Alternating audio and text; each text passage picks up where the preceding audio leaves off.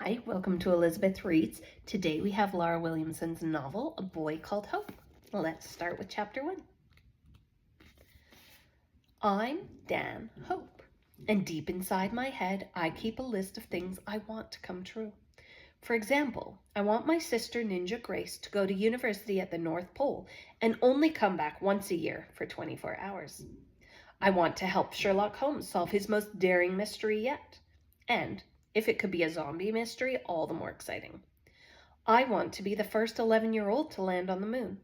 When I get there, I want to say, one small step for boy, one giant headache for his mother. I want my dog to stop eating planets and throwing them up on the carpet. And finally, the biggest dream of all, I want my dad to love me. The last one is the most difficult to achieve, even harder than persuading my mom to let me travel approximately 238,857 miles to the moon. To be honest, I'd been getting along without him. Not that it was easy living without a dad, but I'd managed to keep my feelings squashed inside until today. Today, everything changes. I'm on the sofa eating a peanut butter sandwich when it happens. Dad appears on my TV screen, right under my nose, right in my living room, where he hasn't been for years. At first, the sandwich attaches itself to the roof of my mouth. That's what I love about peanut butter. It's so sticky, it's a wonder they don't put it in tubes and sell it as glue. I have to do tongue gymnastics to stop myself choking. Already, this isn't turning out like a normal Monday evening in paradise. If I could, I would switch Dad off. Flick the button, say goodbye, let him dissolve into blackness. But there's something wrong about making your dad invisible without asking his permission. As if he can read my thoughts, Dad looks up at me, holds my gaze, and nods. To say this is a surprise is an understatement. I don't mind admitting my shock soon changes into something else, a sort of stunned delight at seeing Dad back at 10 Paradise Parade where he belongs. Okay, so there is the small matter of him being a TV presenter and there being a glass screen between us that wasn't there before. But it's still so amazing that I smile. It is, I believe, with all certainty, the smile of a boy whose dad is back in his life. Actually, it's a smile of a boy whose teeth are glued together with peanut butter. When Ninja Grace wanders into the living room and glances at the TV screen, her mouth assumes a stunned goldfish position. Dad, she bubbles, is on our TV. Someone gave my 16-year-old sister a medal. What kind of fresh hell is this? Ninja Grace says. There should be an 11th commandment for dads. Thou shalt not walk out on your family and then turn up 4 years later in a glamorous TV job. This is all kinds of wrong. How can it be wrong? I blink back my confusion. Even Moses would be happy that Dad is back in our lives. Surely it's epic. All right, it's not exactly how we imagined welcoming him home. No fairy cakes, the rainbow-colored hundreds and thousands bleeding into vanilla frostings, and no writing his name out in sparklers. But he's still under our noses, and we can see him every day. Must-watch TV, that's what it is. Ninja Grace is out of her tiny mind if she doesn't realize how brilliant this could be for us. In fact, this is the best thing that's happened to me since Mum bought me a mossy green skateboard with high-performance bearings. Not pleased to see him, then? I ask. A string of saliva stretches inside Ninja Grace's mouth. One taxi straight to the nut house for Daniel Hope if he thinks our dad being on TV is a good thing, she says. The string snaps. Ninja Grace wasn't always Ninja Grace, by the way. Once upon a time, she was as normal as a sister could be, but all that changed when she turned 13. That's when she turned into a word ninja. By the way, a word ninja is someone who uses words as a weapon. Whatever you say, the word ninja will hit back at you with their insult arrows. Think you're smart? Think again, because a word ninja will wound you instantly with their cutting remarks. That's exactly what Grace Hope turned into when she became a teenager. And that is exactly why Ninja Grace is screaming at me now. That man is dead to this family. Word Ninja fires a dagger at my back. And you'd better accept it if you know what's good for you. Ninja Grace is shooting from the lip. But whatever the ninja says, this time it will not be enough to stop me thinking that this is brilliant. If Dad has been catapulted to fame, then his children will be famous too. The kids at school will beg for my autograph. From this day forward, I'll be a star at Our Lady of the Portal School. I can see it all now. I'll have my own webpage. I'll go super viral. Perhaps I'll have my own newspaper. The Sun, I'll call it. The boys will ask me to be the captain of the football team, and the girls will write Mrs. Dan Hope on their notebooks. What's more, the dinner ladies will put extra helpings of chips and curry on my plate, and I'll say I couldn't possibly eat that much, and they'll say I can because they love watching my famous dad on TV. I think this is what Mum calls to curry favor. To be honest, Dad always wanted to be on the telly, so I guess it shouldn't have been that much of a surprise. Interviewing, dealing with the public, and talking, he was good at the lot. Mind you, we didn't think he'd ever leave his job as a journalist on the local newspaper. How wrong we were. Fast forward 4 years, job and children left behind, and wham! Hello, Star TV man. It's the leaving your children behind bit that hurts the most. I was only 7 when Dad walked out. The day started like any other, but ended up with me sitting at the top of the stairs with Grace. She was 12 and still normal in those days. Drawers were banging in the kitchen, and I remember thinking Mum must be angry. I didn't want to eat the dinner she was cooking if she was so mad about it. It had to be cottage pie. Cottage pie always made me angry too, because the mince was full of rubbery bits that bounced off my teeth. Grace said the correct name for the rubbery bits was gristle. There was this doof doof sound and a noise like someone whistling through a blade of grass. Grace looked at me and said she didn't really think this was about cottages or gristle. Dad was trying to calm Mum down, but really he was cranking her up. Over and over again, Mum said she was very upset about the other woman. In the end, I thought they were talking a foreign language because Grace said, "It's all Greek to me," and my bum was so numb that I knew if I didn't move, I'd never be able to straighten up or walk like I wasn't a baboon. But Grace said I couldn't leave as it was getting exciting because Dad was talking about going on a whole new adventure, while Mum was shouting about playing around. Grace said this was great news because it would mean fun for us all. Maybe we'd be going on a family holiday. Only then, Dad was shouting about being on his own, and I wasn't sure that it sounded like the sort of laugh-a-minute holiday that I wanted. Not once did he mention caravans or candy floss, or even us. I didn't hear what Dad said next because his voice was flat and there was a thump that sounded like a big ham dropping on the kitchen table. Mum was crying and the drone of it went up and down as if she was single-handedly flying a light aircraft. Mum shouted that she was sick of his extracurricular activities, and Dad said he couldn't take it anymore and he'd had enough of her histrionics. When I pressed her on the matter, Grace whispered that histrionics was a subject at school. At that moment, the kitchen door flew open and Grace slithered snake-style on her belly towards her bedroom so she wasn't spotted by Dad. But me, I couldn't move. Dad opened the front door and let it slam behind him. The daffodils on the wallpaper vibrated with the force. I returned to my bedroom, glad the whole thing was over. I vowed I'd never eat a cottage pie, speak a foreign language, study histrionics, or walk like a baboon. Well, maybe I'd walk like a baboon because that could be kind of funny. But after that evening, things went a bit weird. We weren't allowed to get chips from the local chip shop, the Frying Squad, anymore. According to Grace, who had sussed out the whole thing, Dad had run off with the woman who worked there. Busty Babs was her name, and Grace said luring men in with fried spuds was her game. Grace said Dad had had his chips, and that was that. I argued that I'd had my chips from there too. Grace said my chips weren't his chips and Dad wasn't coming back. In fact, he was gone forever. I shrugged because at 7 years old, I thought forever would last a week or a month. How wrong I was. Forever did mean forever. On the outside, I might look like any other 11-year-old boy, but on the inside, I'm full of bright ideas. At Our Lady of the Portal School, they do not recognize this amazing ability I have, which is a shame.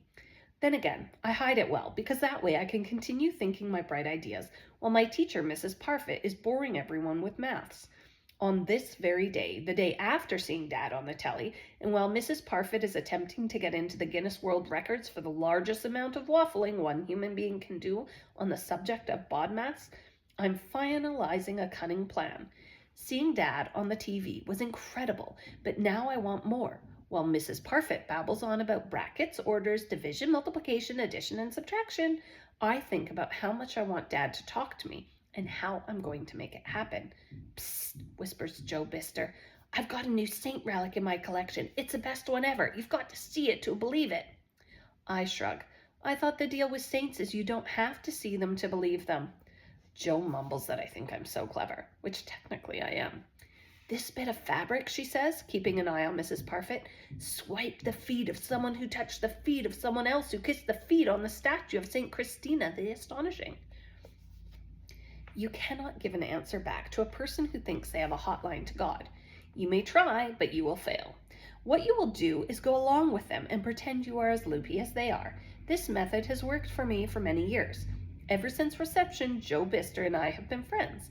In those days, she was interested in finger painting the walls with snot, and I was into grabbing her plaited hair and shouting, "Gee-up!"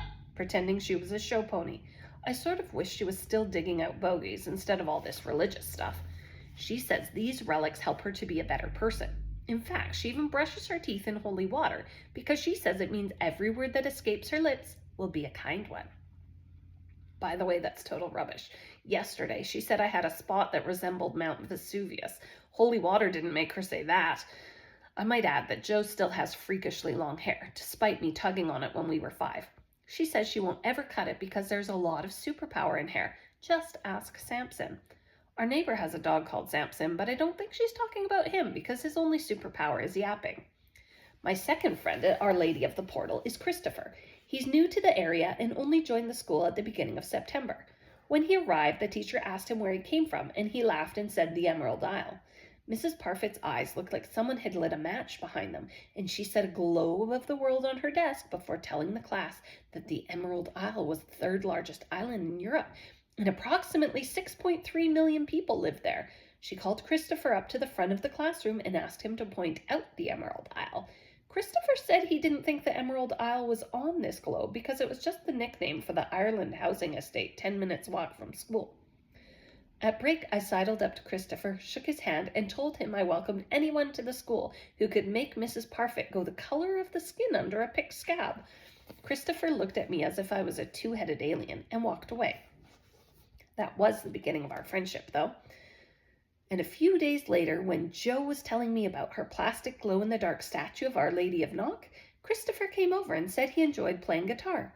He was also a green belt in Taekwondo and had a hamster. When Joe asked the hamster's name, Christopher shouted, "Boo!" And Joe said a word that was anything but saintly and nearly fell backwards over the wall. Apparently, Boo was the hamster's name. Joe admitted that St. Francis of Assisi would have loved the hamster even if it had a stupid name. And I told her to shut up because the name Boo was far more astonishing than the name St. Christina the Astonishing. Christopher said he wanted to know more about Joe's saints and asked her to go through the alphabet, naming a saint for every letter. Joe thought about it for a moment and replied, "Is this a holy wind-up?" The following day, like the prodigal father, Dad returns to the TV. "Hey, Dad," I announce, "I'm going to get in contact with you." But Dad acts as if he can't hear me, so I pretend I am him talking to me. "Are you?" says Dad. I make my voice as deep as possible. "Oh, yes," I reply. "I've got this bright idea. You'll be impressed. In fact," I lean towards the TV screen until my breath steams his face, "you'll want to get to know me all over again." Dad pushes up his glasses, shuffles some paper on his desk. "Sounds exciting, Dad. When is it going to happen?" I change my voice once more. "Don't be too impatient. Mum says good things come to those who wait." Then I say, "But it won't be long." I pick up a toy pirate that's sitting on the coffee table. Before you know it, we'll be sailing into an adventure together. The living room door opens and Ninja Grace appears. "Are you talking to yourself?" She grunts as I put the pirate on top of a magazine. "He's going to the island of Glamour," I say, "on the good ship Fancy Celebrity, who I don't know the name of." "You're about to sail on the good ship Psychiatrist," Ninja Grace spits. When she turns towards the TV screen, she makes a vacuum of her mouth, sucking all the air out of the room. "Watching Dad again? Quit torturing yourself. And before you get any ideas about telling people your dad is a celeb, don't bother. You wouldn't want them to think we're so boring he abandoned us for a better life." I shrug. He did, didn't he? "Oh yeah, but we don't need to broadcast the fact. You might be okay being labeled boring, but I don't want it. I told Mum he's on the telly, and she says we should keep it to ourselves and get on with our own lives." "We don't need his kind of fame and fortune, nor do we need to live in a big house." I hadn't thought about that. Dad's house will be massive, like Buckingham Palace times 3, with hundreds of windows and a Union Jack stuttering in the wind. The flag will have his initials on it, MM, like the Queen is ER. Surrounding the house will be a huge wall with electronic gates. 2 roaring lions will guard the front door, and there will be a lawn so heavily clipped it's like it's had its number 2 haircut. I'll have my own room in the Malcolm Maynard mansion, and it will be the size of a football pitch, and I'll be allowed to paint my walls purple because that's the color of kings. Perhaps Dad will have a snappy little dog to warn off intruders. It could be like Samson, Mrs. Nunku's dog from number 3. Samson looks like a cross between a Shih Tzu and a poodle. I call it a Shih Tzu. Thinking about it, I'm not sure Dad would want one of those. Put Dad out of your head, says Grace, eyeballing me. I pick up the pirate again. I have no plans whatsoever, I say, maneuvering the pirate to the edge of the coffee table. If I had any thoughts of going on a quest, I have squashed them like a doubloon trampled under the foot of a one-eyed, overweight pirate with a parrot squawking "pieces of 8" in his ear. Nope, I would rather walk the plank than search for the treasure I desire. You're weird, replies Ninja Grace, prizing the pirate from my fingers and throwing it on the floor. You've thrown him into the ocean of swirly carpet! That evening, as I lie on the bed playing my guitar, thoughts of Dad gallop through my mind. I've missed him. As my fingers find the strings, I think about how I need a dad in my life. It's as if all those years ago I planted a little dad seed in my soul. I watered it and cared for it, and suddenly, without me realizing, it has turned into a leafy tree. I hum softly. Mum would flip if she knew I was making plans to contact Dad, but that's because she's loved up with a new boyfriend she met in June. Big Dave, he's called. He owns quick cars, and apparently their eyes met over the bonnet of our old charade. The charade has gone now, but they've been together for 6 months. Music puddles into the dark corners of my bedroom, and I play until my fingers ache and I have to stop. Dad, I whisper into the darkness. Yes, Dan, I reply in my gruffest voice. You still want me in your life, don't you? I mean, you wouldn't hurt me a second time, would you? Dad doesn't answer. And that's the end of chapter 1. See you next time.